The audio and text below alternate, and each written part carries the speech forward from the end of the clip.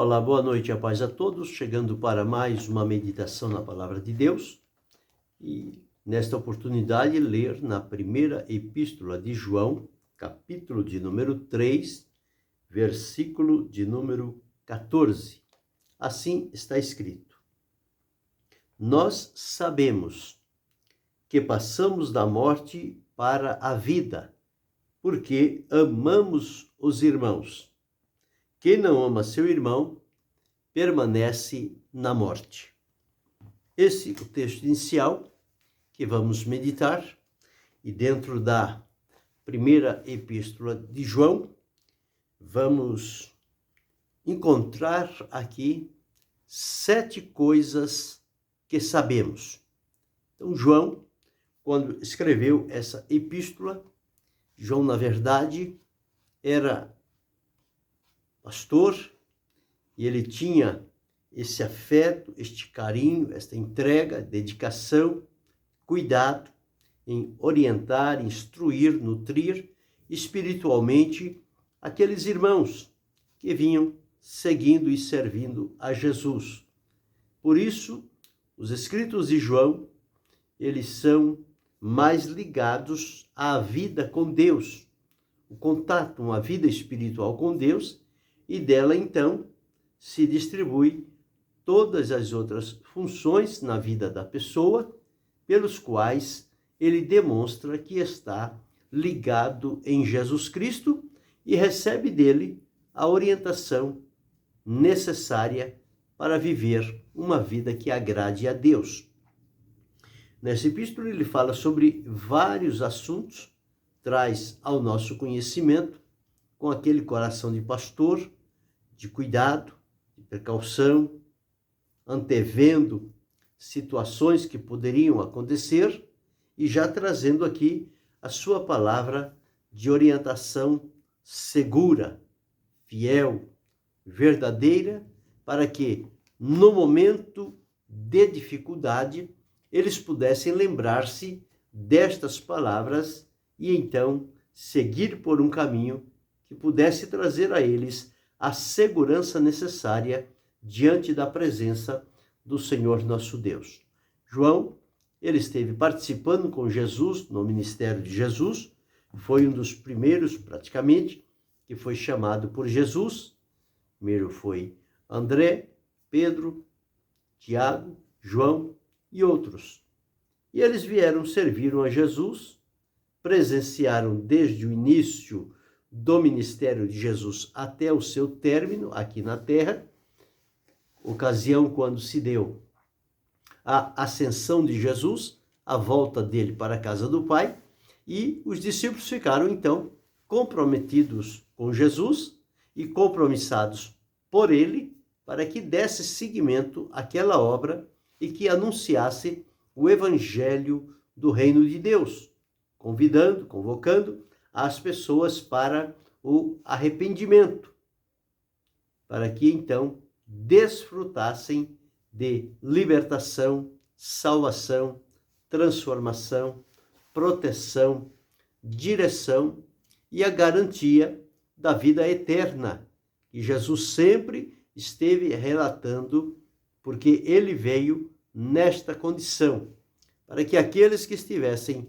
perdidos, sentenciados a uma morte eterna, separados de Deus, através de Jesus, eles podem agora, então, ser libertos, perdoados, reconciliados com Deus, justificados e regenerados, então, experimentar esta comunhão gloriosa com o Senhor, daí onde eles recebem a garantia da vida eterna que está preparada para aqueles que servem e amam ao Senhor e prosseguem neste caminho de servir a Jesus até o fim.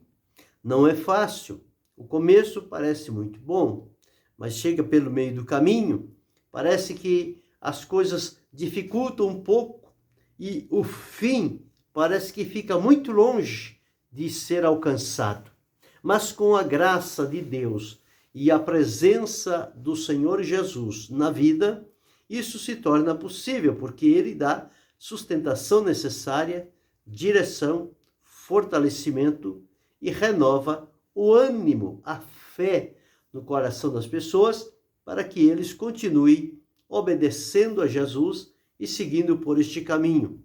Embora muitas das vezes, com muita dificuldade, com muitos empecilhos, com muitos embaraços que aparecem no meio do caminho. Mas a palavra de Jesus é para que eles fossem até o fim, que eles continuassem, que eles seguissem a caminhada que o Senhor havia proposto a cada um deles. E João teve essas experiências. Ele teve com Jesus aqueles momentos alegre, feliz, de presença, de comunhão, de intimidade. Estava sempre junto a Jesus. E quando Jesus parte, eles agora ficam sozinhos. Mas Jesus fez a promessa que ia rogar ao Pai o Consolador, o Espírito Santo, que seria enviado para ficar com eles para sempre. O que, na verdade, aconteceu. No dia de Pentecostes, o Espírito Santo veio para habitar no coração daqueles discípulos de Jesus e dar a eles o revestimento de poder, pelo qual se tornariam testemunhas do Senhor Jesus, tanto em Jerusalém, como em toda a Judeia, Samaria e até os confins da terra. E assim eles começaram, em obediência à ordem de Jesus.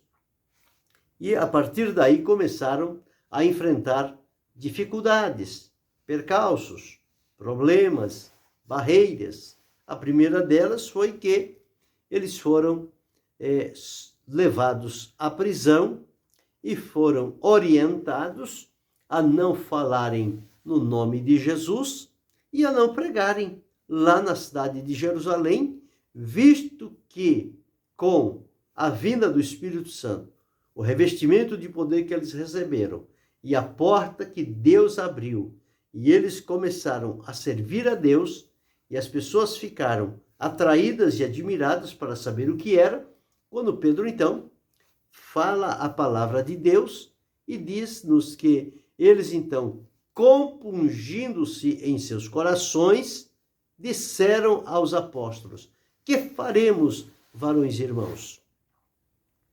E Pedro tinha a direção de Deus para dizer: arrependei-vos e crede no Evangelho.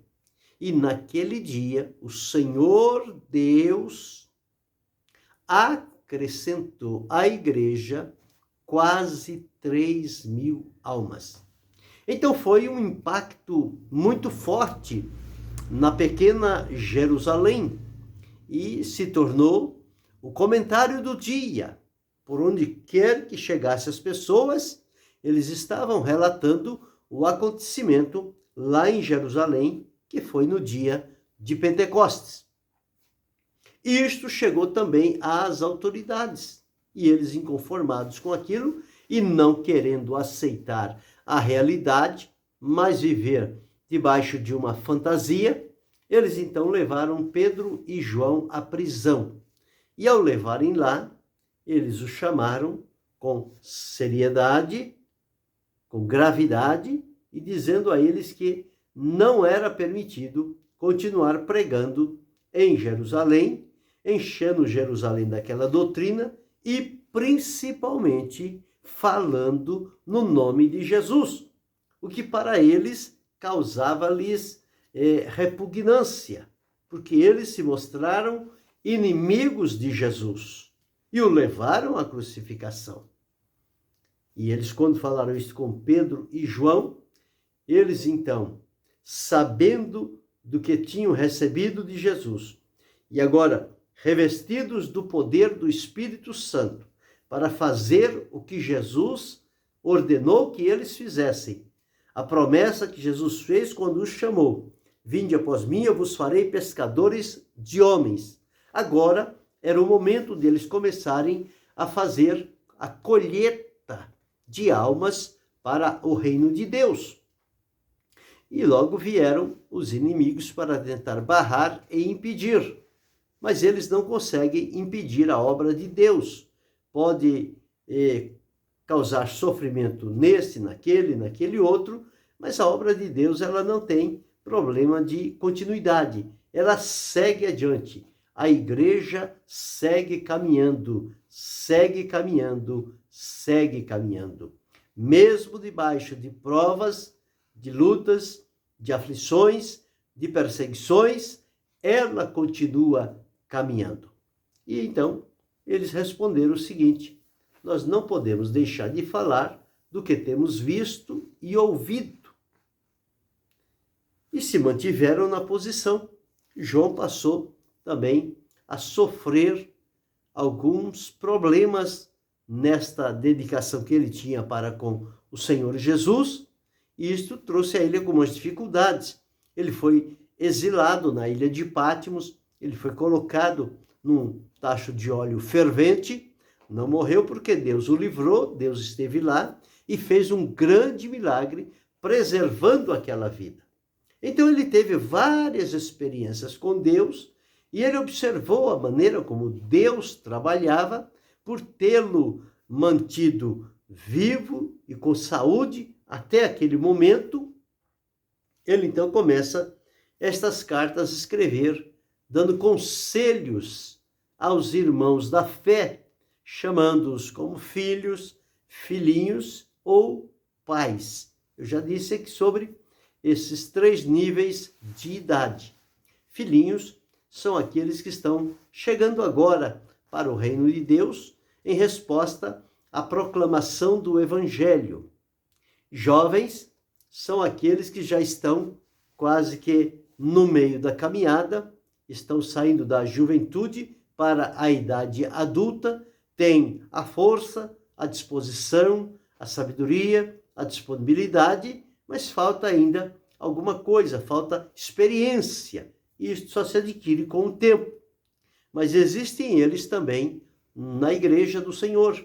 E existem os pais, que são aqueles que já estão no processo do amadurecimento há mais tempo e que agora eles estão com a palavra de Deus, gerando vidas para o reino de Deus, alimentando-os com a verdadeira palavra de Deus.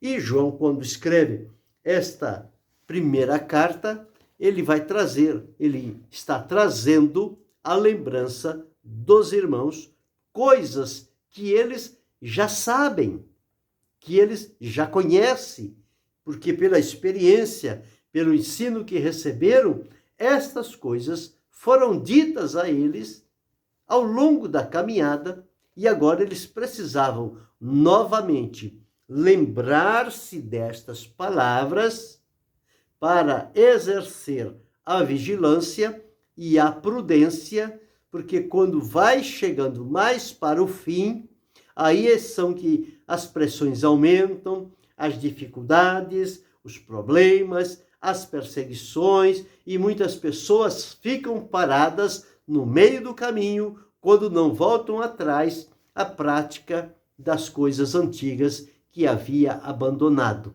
Mas a promessa da palavra de Deus e a exortação é que nós precisamos ir até o fim, porque é no fim que vamos receber a recompensa, vamos receber a oportunidade de irmos para sempre habitar com Cristo na eternidade. E isto é o que deve alimentar a nossa esperança e nos encorajar para seguirmos firmes, sempre caminhando, sempre adiante, em obediência ao Senhor Jesus. Então, estas palavras são para trazer a lembrança, memorizar, pensar nelas e caminhar segundo aquele conhecimento que já recebemos. E no capítulo 3, o versículo 14 diz: nós sabemos. Então, o que é que nós sabemos? Dentre 7 coisas que João diz aqui na primeira epístola, esta é a primeira. Ele diz: nós sabemos que passamos da morte para a vida. Que morte era esta que nós estávamos? Era a morte espiritual. Porque o homem foi criado um espírito, Deus deu a ele alma, espírito e alma, e Deus deu a eles um corpo. onde eles pudessem habitar para movimentar-se perante a face da terra. E quando houve a desobediência, entrou o pecado no mundo e o pecado ceifou aquela vida que eles tinham com Deus, aquela vida de comunhão, e eles passaram a viver, então, mortos em delitos e pecados. Mas quando veio Jesus, na plenitude dos tempos, para realizar a vontade de Deus em favor da humanidade, para remissão e redenção dos pecadores, agora eles podem voltarem-se para Deus. Então, o apóstolo escreve aqui que nós sabemos que passamos da morte para a vida. Vivíamos na morte espiritual e candidatos à morte eterna, porque a morte física também logo iria acontecer. Então, os 3 tipos de vida que Deus deu ao homem no início e que ele, pela desobediência, perdeu estas coisas, agora com Jesus, Jesus vai então recuperando, restaurando aquelas vidas e colocando-as em sintonia com a sua vontade. Lá o homem tinha vida espiritual, vida física e vida eterna. Ou seja, uma vida que Deus deu a eles, que eles viveriam para sempre. Pela desobediência, eles perderam a vida espiritual, a vida com Deus, saíram da promessa da vida eterna e a vida física deles passou então a ser limitada. E com o limite, ele veio através da morte. Por isso que todos morreram. Mas a vida veio por um homem, Jesus Cristo. Então, João, quando escreve, ele diz: nós sabemos que passamos da morte para a vida. Então, em Jesus, nós somos transportados do reino da morte para o reino da vida, do reino das trevas para o reino da luz. Então, essa transformação, ela se opera na nossa vida no momento em que, atraídos e alcançados pela obra de Jesus, nos rendemos a Ele e Ele nos perdoa e nos aceita como filhos na família divina. A partir daí, nós passamos a ter este conhecimento, que já passamos da morte para a vida, porque amamos os irmãos.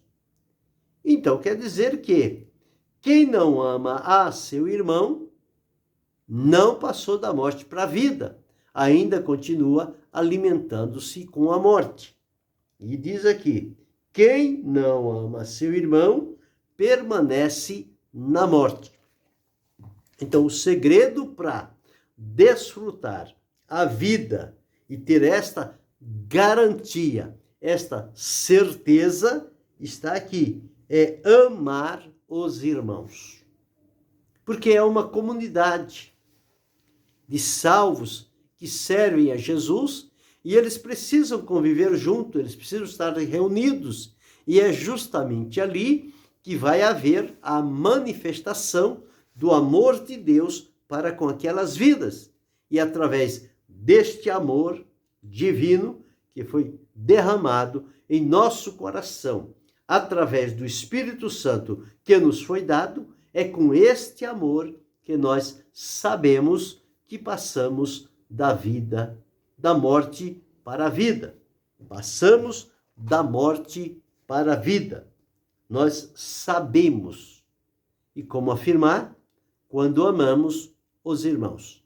Por quê? Se alguém não amar a seu irmão, permanece na morte, não tem vida. Então, primeira coisa que sabemos é que passamos da morte para a vida. Segunda coisa, encontramos aqui no capítulo 3, o versículo 2. Diz assim: amados, agora somos filhos de Deus e ainda não é manifestado o que havemos de ser, mas sabemos que quando ele se manifestar, seremos semelhantes a ele, porque assim como é, o veremos. Sabemos que quando ele se manifestar, ele quem? Jesus. Que quando Jesus se manifestar, quando será essa manifestação? Será por ocasião da volta de Jesus para buscar os seus filhos, os seus servos, que aqui foram alcançados por ele para a salvação. Uns dormem em Cristo, outros continuam vivos até o seu dia. E quando houver essa manifestação de Jesus, os que dormem serão ressuscitados, os vivos serão transformados e o Senhor os levará à sua presença para viverem por toda a eternidade. Então diz que sabemos que quando ele se manifestar, nós seremos semelhantes a ele. Então são verdades que nós sabemos e precisamos ter estas verdades bem vivas dentro do nosso coração para no momento de dificuldade, de dúvida ou de provocação ou provação, nós tenhamos o nosso espírito alimentado com a palavra de Deus, que diz que nós sabemos que Jesus vai manifestar-se muito breve. E quando ele manifestar-se, nós veremos e seremos como ele é. Esta é a segunda coisa que nós sabemos aqui na primeira epístola de João. E a terceira coisa, nós encontramos no capítulo 3, o versículo 19, que diz assim: e nisto conhecemos, ou sabemos, conhecer é saber, que somos da verdade e diante dele asseguraremos nossos corações. E nisto conhecemos que somos da verdade. Então é uma coisa que nós precisamos realmente saber, ter bem claro, bem vivo, bem presente na nossa vida. Sabemos ou conhecemos, nisto conhecemos que somos da verdade e diante dele asseguraremos os nossos corações. Então são coisas que sabemos que nós somos da verdade. Já vimos, em primeiro lugar, que passamos da morte para a vida. Em segundo lugar, que seremos semelhantes a Jesus. Assim como ele é, seremos. Isso nós sabemos. Em terceiro lugar, que nós somos da verdade. Não temos nada com engano, nada com erro, nada com a mentira, mas tudo com a verdade, pelo comprometimento, a fidelidade, a lealdade ao que Jesus fez por nós, entregando a sua própria vida como sacrifício, como preço de resgate e redenção dos pecadores que, ao ouvir a voz de Jesus, se dirige ao seu caminho, aos seus pés, para continuarem recebendo as orientações que estão na palavra de Deus. E o quarto ponto nós encontramos neste mesmo capítulo 3, agora no versículo 24, que diz assim: e aquele que guarda os seus mandamentos, nele está, e ele nele. E nisto conhecemos, ou sabemos, que ele está em nós, pelo Espírito que nos foi dado. Então, o que sabemos aqui? Sabemos que Jesus está em nós, habita em nós, no nosso interior. Jesus está lá dentro. Ele não está na cabeça, ele não está do lado, ele está dentro de nós. E João, ao escrever, disse que nós sabemos isso. E sabemos por experiência. Não é porque alguém conta, olha, Jesus está em você. Tá certo, sim, Jesus está. Mas a própria pessoa precisa ter essa experiência e esta convicção firme de que Jesus habita no coração dele. Então, esta coisa todo cristão precisa saber. Porque se não souber, se não conhecer, ele fica vulnerável e exposto a todo tipo de ação maligna que ele utiliza-se das pessoas para desviar aqueles do caminho. Mas quem tem a mente centrada para servir a Deus, não se deixará levar por estas coisas, mas ele vai, como diz aqui, conhecemos que ele está em nós pelo Espírito que nos foi dado. É o Espírito que entroniza Jesus no nosso coração. Em quinto lugar, nós encontramos no capítulo 5, o versículo de número 15, a seguinte expressão: e se sabemos que nos ouve em tudo o que pedimos, sabemos, de novo, duas vezes no mesmo versículo, que alcançamos as petições que lhe fizemos. Então são coisas que nós precisamos saber, que Deus ouve a nossa oração. E por saber que Deus ouve a nossa oração, sabemos também que as nossas orações, elas receberão de Deus a resposta necessária para a nossa vida. Então, quando o crente sabe que Deus ouve a sua oração e que Deus manda a resposta, ele sabe também que Deus manda a resposta, ele pode viver tranquilo, não importa qual seja o ambiente ou os perigos que o ambiente oferece, mas ele está ligado em Deus através de Jesus Cristo e, por isso, cumpre-se o que está escrito aqui. Se sabemos que ele nos ouve, sabemos que alcançamos as petições que lhes fizemos. Quando temos esta garantia, nós não mais ficamos em dúvida, incertos, inseguros e deixamos o esfriamento tomar conta da nossa vida. Não. Prosseguiremos seguindo e servindo ao Senhor com obediência. Este, então, foi o quinto ponto. Sabemos que ele ouve as nossas orações. O sexto ponto está aqui no capítulo 5, no versículo 18, que diz assim: sabemos que todo aquele que é nascido de Deus não peca, mas o que de Deus é gerado conserva-se a si mesmo e o maligno não lhe toca. O que é que sabemos aqui? Como sexta coisa que sabemos.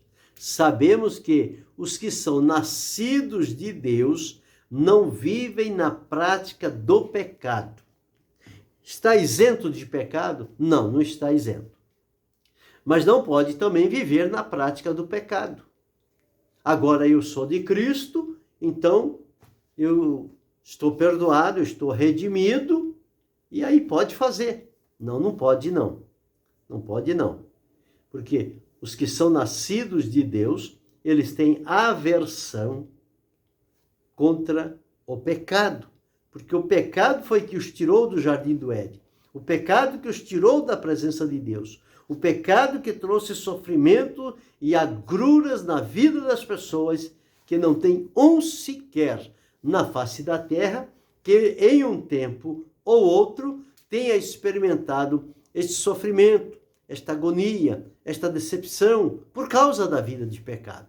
Mas em Jesus eles foram atraídos e chamados, perdoados e libertos e colocados na comunidade dos santos para servi-lo em espírito e em verdade e com alegria no coração. E aqui diz que sabemos que todo aquele que é nascido de Deus não peca, ou seja, não vive na prática constante do pecado. Pode haver deslize? Pode pecar? Pode acontecer, porque é o ser humano, é tendencioso a falhar, porque descuida-se da vigilância, não buscam o discernimento e por isso é que as coisas então acontecem na vida dele. Mas aqui está dito que nós sabemos que todo aquele que é nascido de Deus não peca. Ele não tem este prazer no seu coração. Ele se retrai deste tipo de ambiente. E em sétimo e último lugar, nós observamos aqui no capítulo 5, versículo 19, que diz assim: sabemos que somos de Deus e que todo mundo está no maligno. Em sétimo lugar, sabemos que somos de Deus. Quando o crente tem esta certeza de que ele é de Deus, ele não se deixa abater, se perturbar, angustiar-se, ou a tristeza tomar conta da vida dele, porque está escrito que ele sabe. Nós sabemos que somos de Deus e que todo mundo está no maligno. Mas quem é de Deus está debaixo da potente mão de Deus, que guarda, que livra, que defende, que ampara, que protege e que dá o necessário para continuar a vivência diante da presença do Senhor nosso Deus. Então, acabamos de observar aí, nesta primeira epístola de João, 7 coisas que sabemos. E quais são estas 7 coisas que nós sabemos à luz desta epístola nas mãos de João, que passou por vários sofrimentos, até chegar à ilha de Patmos, ser colocado num barril de óleo fervendo, mas Deus ainda tinha propósitos para a vida dele e Deus o livrou. E ele continuou a sua caminhada e lá na frente ele teve a sua morte natural. Não foi uma morte provocada por perseguidor, por este, por aquele, não. Ele descansou quando seus dias se completaram aqui na terra. Então, nós somos de Deus. Quais são as 7 coisas que sabemos? Em primeiro lugar, sabemos que passamos da morte para a vida. Segundo lugar, sabemos que seremos semelhantes a Jesus. Terceiro lugar, sabemos que somos da verdade. Quarto lugar, sabemos que Ele está em nós, Ele, Jesus, está em nós. Quinto lugar, sabemos que Ele ouve as nossas orações. Isso nos enche de ânimo e de fervor e disposição para buscá-lo em todo momento. Em sexto lugar, observamos que os nascidos de Deus não vivem na prática constante e progressiva do pecado. Não, eles romperam com o pecado. Pode ser surpreendido, pode vacilar, pode cair, sim, mas ele sabe que ele não pode viver uma vida prática e diária do pecado, porque de lá o Senhor Jesus já os libertou e eles agora estão para servir a Jesus com alegria e com gratidão. E em sétimo e último lugar, sabemos que somos de Deus. Deus nos adotou para si. Foi Ele que nos criou e foi Ele que nos adotou. Portanto, agora, 2 vezes pertencemos a Deus. Porque Ele nos fez, Ele nos criou e Ele nos redimiu. E agora, então, somos propriedade exclusiva de Deus para servi-lo e adorá-lo na beleza da sua santidade. Então, ao saber estas 7 coisas, na primeira epístola do apóstolo João, nós podemos agora avaliar a nossa condição de vida, em que parte destas nós não estamos agindo como deveria, e o que fazer para corrigir esta situação, esse estado de coisas, e então engrenar a nossa caminhada de acordo com o propósito de Deus estabelecido nestas 7 declarações da palavra de Deus que estão registradas na primeira epístola de João. Por isso é que preciso olharmos para Jesus, para não perder de vista aquilo que sabemos e que nos foi prometido e já está ao dispor daqueles que crerem no Senhor Jesus. Então guarde consigo esta palavra. Se você ainda não está servindo a Jesus, este é o momento de abrir o seu coração e entregar a sua vida a Cristo. Ele vai recebê-lo com amor, com alegria, vai perdoar os seus pecados, vai trabalhar na sua vida, transformando-o e colocando dentro de você o Espírito Santo, que vai te guiar em toda a verdade e vai te convencer do pecado, da justiça e do juízo. E quando assim acontecer, então será o momento de agradecer a Deus e continuar esta jornada de fé olhando unicamente para Jesus. Que Deus, em Cristo Jesus, possa continuar abençoando a cada um de nós, não só hoje, mas para todo sempre. Amém.